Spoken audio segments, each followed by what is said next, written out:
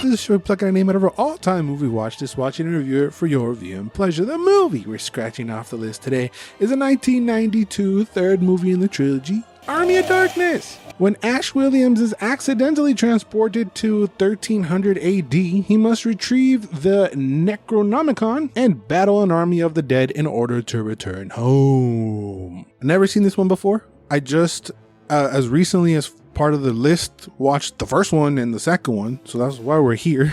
I never seen those two movies, so I'll link those in the description. So I really had no expectations going in. My one question was, why is it called Army of Darkness? Are they trying to like get rid of one? Because they were really trying to retconning one with the second one. They kind of copy and pasted the movie, but better, right? Simon. The original thought was to call it Evil Dead 3, and then they thought of Medieval Dead, and then they thought of Evil Dead 3 Army of Darkness. Then they just settled on Army of Darkness. And then in the movie, it says Bruce Campbell versus the Army of Darkness. So I was like, which one is it, dog? I got confused. You seen this one before? Bits and pieces. So last we left Ash, he was actually bringing some serenata to MJ and Peter. No, wrong. We did that for the Spider-Man. Yeah, the other one. The other one, yeah. He was sent back in time as a slave in the 1300s AB. This movie recaps the first two movies a little bit. They actually had early thoughts to have the recap be way longer and be a bigger chunk of this movie. I think the movie is a little bit too long. What? It's only an hour 20. Yeah, but there's some scenes that couldn't have been there and does not hurt the movie at all. Well, because the whole movie is kind of like fun bullshit. Well, yeah. Because it's very simple premise. He gets transported to back in the day, and he needs to get the Book of the Dead to get back home. And to do that, he needs to help these people out. So it's all like, it's like a self-contained adventure almost. Part of the movie is the recap. All in all, it's a fun movie. Even my girl, who never watched any movie in the series, was like, hey, this is actually pretty stupidly funny. Yeah, this doesn't take itself too serious at all. So him and the car gets dropped too. I like that. I love that. That's actually Sam Raimi's car that gets dropped as well. Oh, shit. There's a scene where he goes into the trunk and there's just a random assortment of shit. That's actually what Sam Raimi had in his trunk at the time. Oh, damn. Yeah. But I found that there was a bunch of cool sets, man, like back in the day kind of stuff, and the little town and everything. They did a good job. The production value in this movie was pretty high considering the type of movie it is. Where he's talking to the guy and like threatening the guy is like, I got news for you, pal. You ain't leading but two things right now. Jack and shit. And Jack left town. He's like already more of a prick in this movie too. Ashes. He's a kind of a piece of shit. The experience of the second movie really carries over for him, I guess. Because he just finished a night of demonic hellscaping bullshit. Oh, I guess you're right. It's like immediately after for him, I guess, huh? Yeah, exactly. I didn't for think us, of that. it's a bunch of years, but for him, it's literally after he finished all the skullduggery from the second one. Yeah. Boom. Middle Ages, Dark Ages, Deadites, go. They could throw his ass to a pit that just spits out a giant waterfall of blood. I like the old lady who's like, Into the pit with those bloodthirsty sons of war. The lines in here are very, very... there's so many one-liners that are great, yeah. My favorite part is it's just so stupid. This is my boomstick. It's a 12-gauge double-barreled Remington. S-Mart's top of the line. You can find this in the sporting goods department. Because he works there and that's where he got it. But he's in the Middle Ages. I know. Retails for about $109.95. It's got a walnut stock, cobalt blue steel, and a hair trigger. As viewers, I'm still trying to grasp the tone and the vibe because it's not nighttime yet. There's a bunch of knights and caballitos, horses and shit. So you're like trying to figure out the tone and the vibe of the movie, and then this is where the guy gets chucked in the well and blood sprouts out. And you're like, okay, the vibe of the movie it definitely feels different than the last two somehow. Action, adventure, horror, comedy. Yeah, it's a lot. Yeah, and even with that blood sprouting out, this is the first movie that Ash is not drenched in blood in the whole series. Oh, yeah, that's true. I mean, he's almost always wet, if it's be that sweat or muddy water, but he's wet. So he gets when he gets chucked in the pit, the thing is waiting down there for him. And it's funny because the crew of the movie called those things the pit bitches. So that was the pit bitch down there. You mentioned action because there's definitely way more action in this movie. Because all of a sudden, while he's down there, he catches his chainsaw.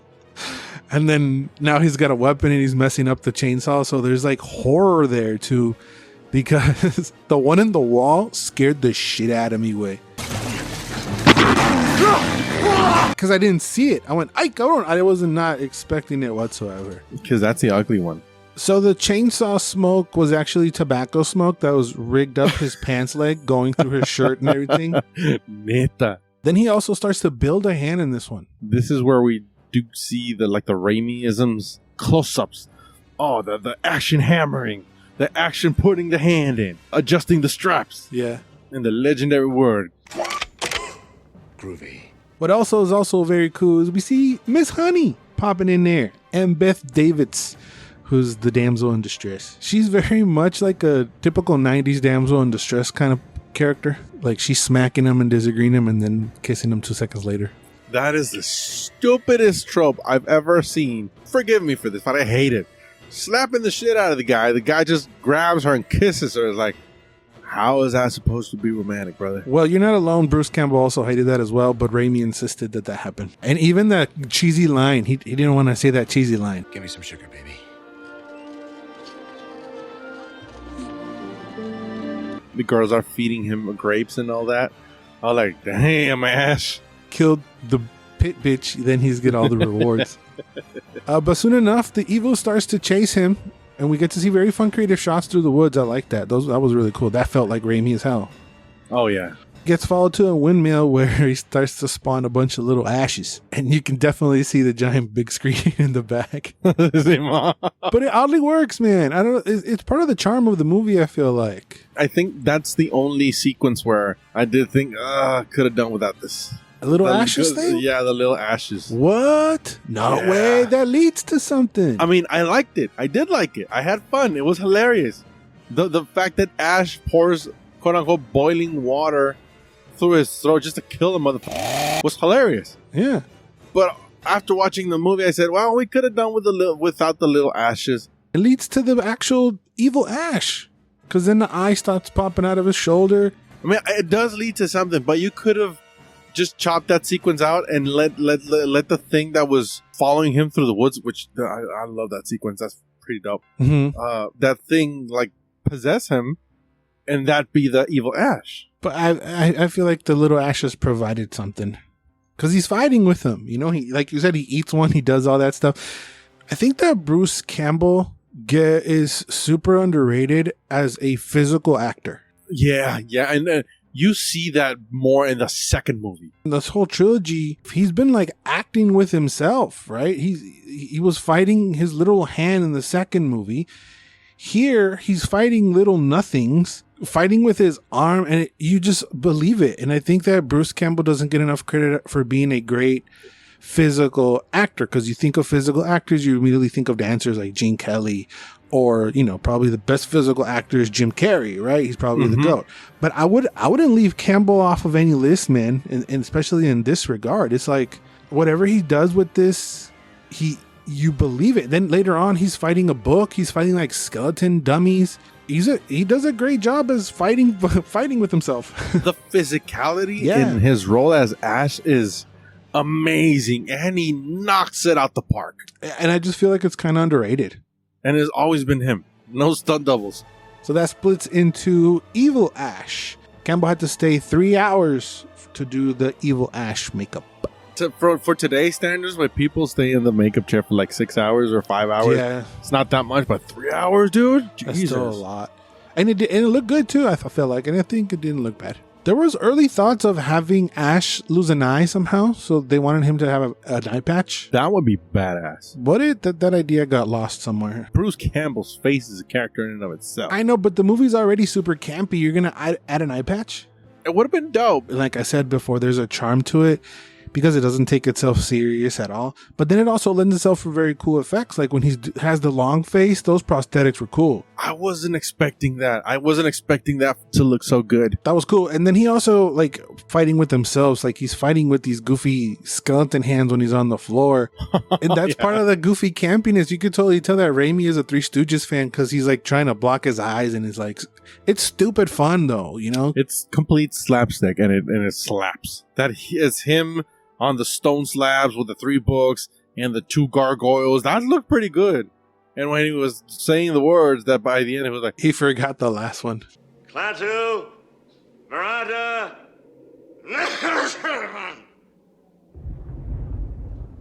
This ultimately leads to the Army of the Dead Rising, and the music March of the Dead is Danny Elfman, so shout outs to him. no shit. But yeah, the Army of the Dead Rising and heading into battle, I felt looked really badass. The whole vibe you get when you see all these corpses, and even the prosthetics the stunt doubles have, they're pretty. The eyes look shitty as hell, but other than that, they look amazing. Yeah, and then they start blowing up with arrows, which that was fun. That whole sequence where Ash just picks up a chemistry book from the trunk. Well, he gives it to the smart guy that knows how to read, and he starts to train them, and they come up with that. Makes sense. It does make sense, but it's hilarious. Yeah, they blow up all the skeletons, and his car gets all modded. They went medieval. Yeah, that whole battle looked cool. Mija gets taken and turned into evil Mija. Yeah, Miss Honey did not like that whole experience and almost quit acting. I mean, her prosthetics are not that crazy. No, like it doesn't even look like her really. But then we get the final skeleton form and the bad Ash. That animatronic was pretty cool. It's shot so cool because there's no close-ups. Everything's like wide shots. So you can see everything go down. Eventually wins and gets to go back home. But he's actually followed by the evil back home. But he takes care of the evil dead and the movie ends. Kind of left it open for other possibilities. I did not like that the evil chased him back home. Wait, what? When he goes back home, like the lady comes in possessed and he has to fight the lady. What the What the you? Hold on. How did that movie end? He goes home, he's talking to the Mija, and a lady comes in thought possessed. What movie did I watch? What happened to you? Gets the Necronomicon. He gives the Necronomicon to Homeboy. Homeboy gives him a potion. Oh, that's an alternative ending, bruh. No mames. Yeah, because Homeboy gives him a potion. Yeah. Oh. That's an alternative ending where he sleeps for the rest of the time and then he wakes up in the post-apocalyptic England. Yes. That sounds better. I like that better. But when audience tested, they didn't like that ending, and so that's why they changed it to the one I saw. Oh, damn. Okay, so then the real ending is he comes home. He goes home and he's talking to his S-Smart shorty. Uh-huh. And then this other just possessed lady comes into the store and everybody freaks out and he has a whole other battle with her with his chainsaw, he torpel, and kills her, and that's it. Oh, because I was thinking, how the hell does the series Ash vs. the Evil Dead, where does that take off? Or where does that start? Because me watching the version I watched, I was like, how the is Ash going to go back home? Yeah, because it also leads into another movie, and that's what they had planned, where they were going to have Ash lead a bunch of robots to fight Deadites. Dude, that would have been dope. And any plans for any sequel were put to rest. Well, we got the sequel in Ash vs. the Evil Dead. Well, Army of Darkness 2 was actually a thing that could have happened, but then they thought to reboot it, and then they rebooted it. So when they rebooted it with Evil Dead, they thought, okay, when we do Evil Dead 2, we will combine Army of Darkness 2 into that movie, Evil Dead 2 and Army of Darkness 2. But then they just decide to move along and make the show instead, which lasts only 3 seasons before it got canceled. Man, the first season was amazing. I remember I watched it right before the second season came out on Netflix. Yeah, that's something I'd be down to watch now, because I thought there was another one with Campbell, but I guess not. I did not know. It must be in central Mexico, but S-Smart is actually a store chain in Mexico. Oh shit, I did not know that. Because it sounds campy as hell. S-Mart. Smart. Yeah. Yeah, so it sounds stupid. Yeah, I know. That's why I said it was campy then. Shop Smart. Shop Yeah. S-Smart. Like, okay. Well, shout outs to us. Had the balls to do that in real life. I enjoy how wildly different all 3 movies are, you know? Yeah, because the first one is a straight up horror. The second is a horror comedy-ish, and the third one is an action adventure horror comedy. After the first one, they took a mulligan. Like, they're like, the first one doesn't count. Let's do it again. Yeah, exactly. I mean, go watch our review to get all my thoughts on that. But I wasn't a fan of the first one. I loved the second one, and I really, really enjoyed this third one.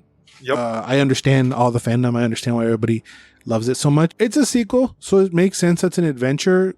They thought that their adventure was going to keep going. He was going to have more adventures, but it has a simple focus of, I'm in this place, I need to get out, and this is what I need to do to get out. And it works as its own self-contained thing as well. Mm-hmm. But I'd be down to watch the series. If you guys would like us to add it to the list along with any other Remy or Campbell movies, let us know down in the comments. I love adding more movies to the list. We did this because we already did, like I said, Uno and Dos. So if you haven't seen those, I'll leave those for you right over here. Thank you guys for watching. Remember to always and forever, you do you. Give me some sugar, baby. Oh, I thought you were going to say groovy. I was lip syncing. You switched it up on me, you bastard.